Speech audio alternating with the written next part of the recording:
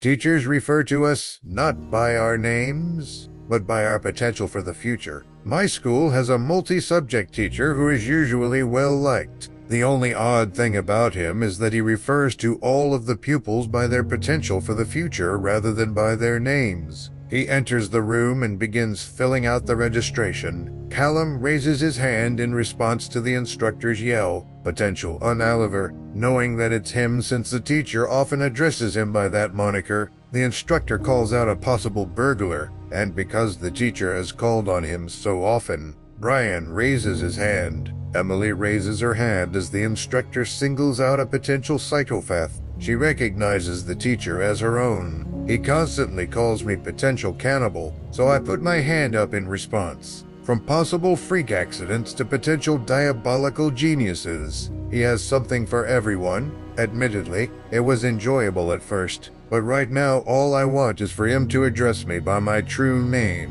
Joshua. On a different day, when our instructor begins taking attendance, he addresses everyone by their potential rather than by their own names as per his regular practice. However, he addresses Callum by his true name. We were all taken aback.